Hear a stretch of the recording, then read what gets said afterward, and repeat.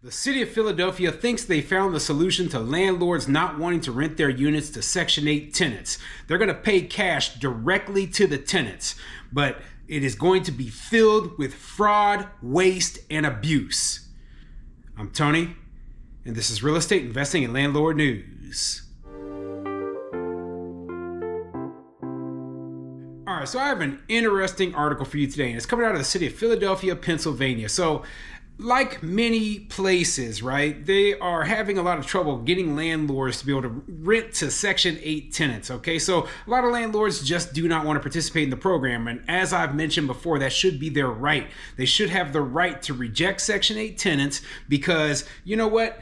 It is a government program that is filled with problems, okay? If you don't want to have to deal with the bureaucracy, if you don't want to have to deal with these garbage tenants that are oftentimes using these vouchers, you shouldn't have to.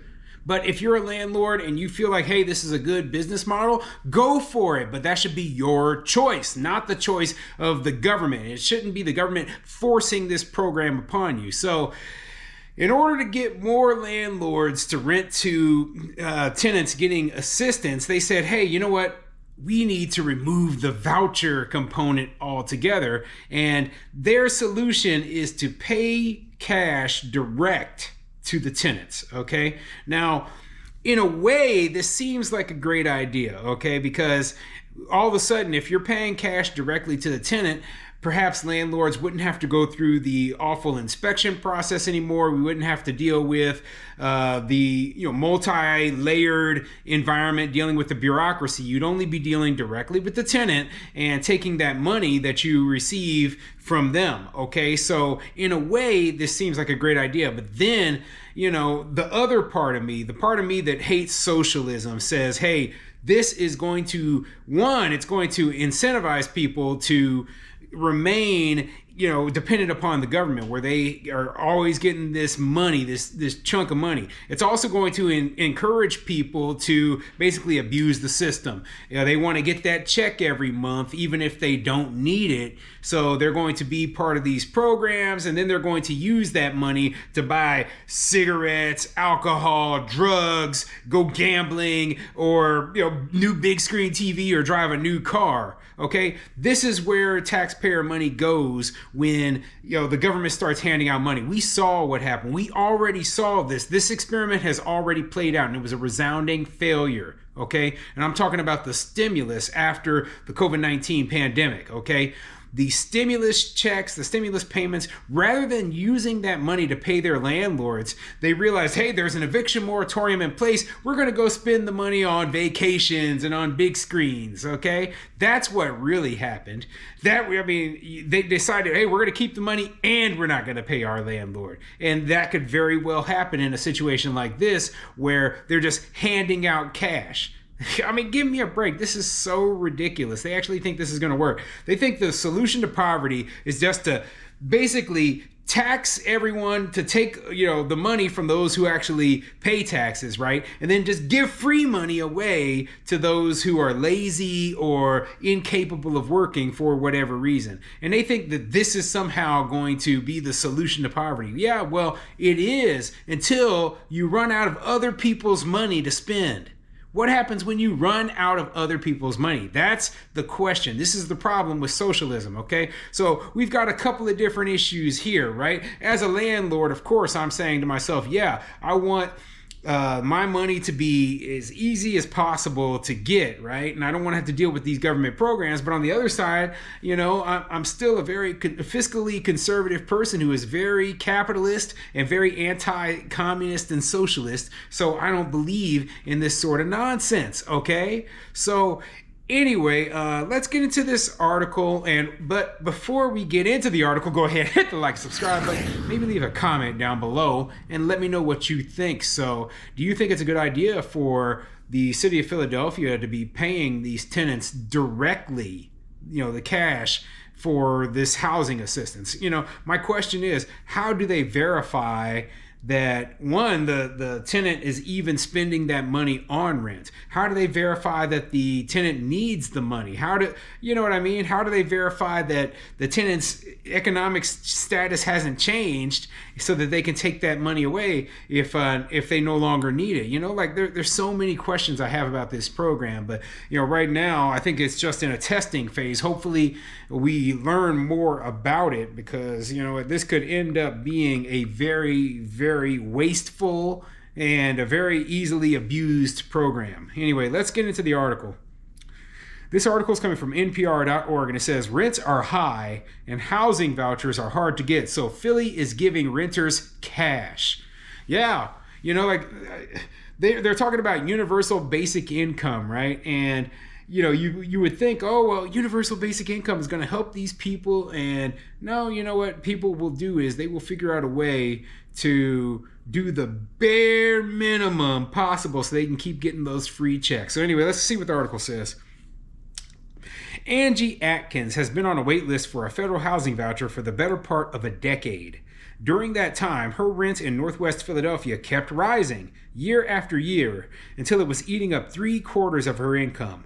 When I did my monthly budget, I had to live off of $156 a month, she says. It's crazy, and no public assistance or anything.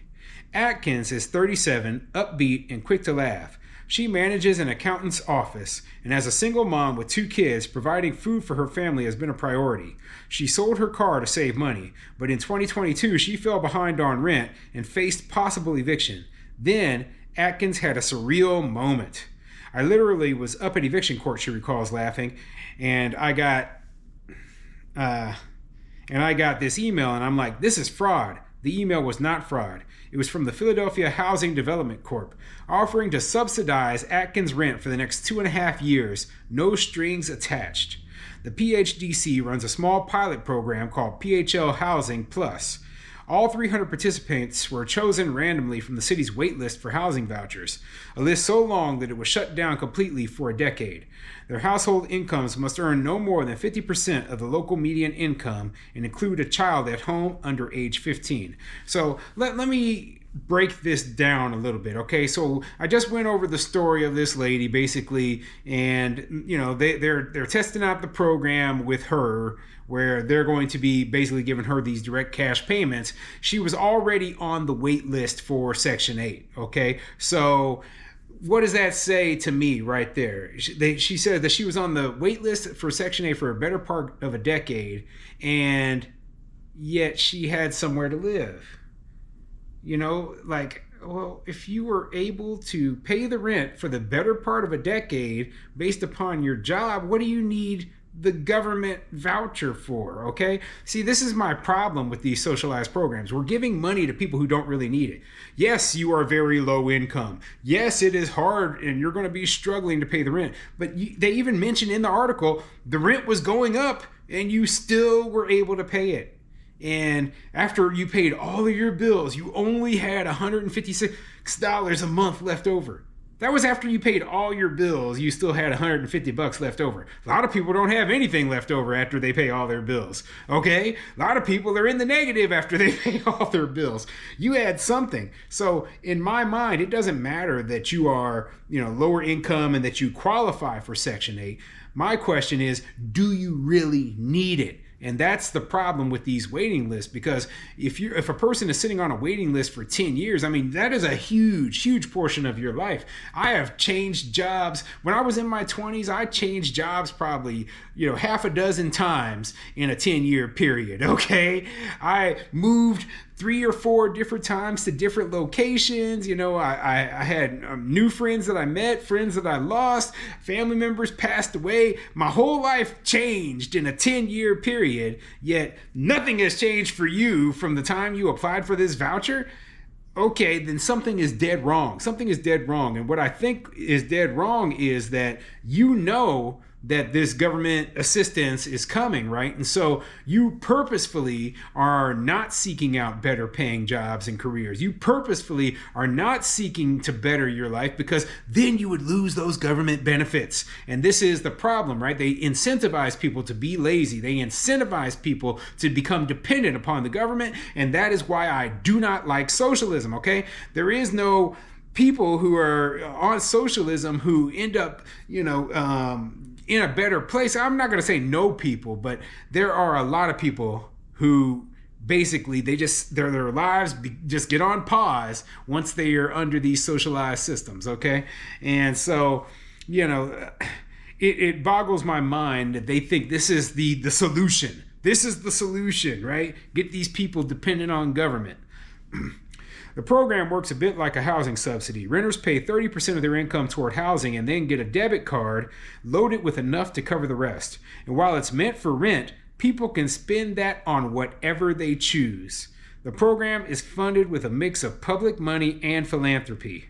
Atkins says having this subsidy has allowed her to fully celebrate Thanksgiving and Christmas, enroll her son in Cub Scouts this year, and just have a good night's sleep. So basically what she's saying is she took the program money, right? And she fully celebrated Thanksgiving. So she was buying Christmas presents with it, okay? She taking her son camping in the Cub Scouts. Give me a break. This is supposed to be a program to keep people from ending up, in destitute homelessness, poverty, living in their car, and she's buying Christmas presents with it. Give me a break, okay? This is such a waste, such a huge waste, awful failure. This is a prime example, right? And I'm sure the people who wrote this article were thinking, oh, this will show people that, these kind of programs, they work, they help. No, they don't help anything. They don't help anything. The only thing they do is, create people like this who are wasting government money on Christmas presents. Give me a break. It's frustrating. And I'm off on a rant. I'm supposed to be talking about landlord business. How does this affect landlords? So let me tell you how this affects landlords. Like I said, it will, at least, if nothing else, those landlords who do rent to these people, the middleman is gone. Okay? There's no more government standing as a middleman in between you and the tenant. Okay, and so you don't have to deal with inspections anymore. You don't have to deal with government bureaucracy anymore, but you still have the very low-level tenants to deal with, and that's a problem right there, okay? And a lot of landlords, they also verify incomes. They verify income. So if we look at your income and you're getting this chunk of money from this government organization, well, a lot of landlords aren't going to count that as part of your income. So, if you don't make enough money to rent the unit without that, remember, they said right there that the program was only for 2.5 years. So what does the landlord do at the end of the 2.5 years? Just take a loss? So, it is what it is right now. There's a lot of things I don't know about this program, but, I'm against a lot of these socialist systems, okay? In my mind, and this is what I believe, Section 8 program, right, should be limited to people with either, severe disabilities. I'm not talking about those people who are capable of working, but, somehow got a disability thing. I'm talking about people who are, like quadriplegic, or people who, had a stroke, or, are incapable of working, okay? Section, and for people who are, just destitute poverty, it should be, at most, if they're going to give it, just temporary. Okay, so no person should ever be able to just live on a government voucher for 20, 30 years like we're hearing stories about. No, you got, like, let's say the maximum you can have over your entire life on this program is 2 years. And then you have to figure out a way to pay your bills on your own after that. Okay, this is the kind of stuff, like you put a time limit on it. Not only that, right, but if a person isn't actively looking to, if a person is not actively trying to improve their financial situation, then we need to teach them financial literacy. Okay, we need to teach them this stuff, because they're only going to make their own situation worse. Okay, so man, I got a lot of problems with a lot of this stuff going on here. If you're interested in this whole program, I'll put a link to this article in the description down.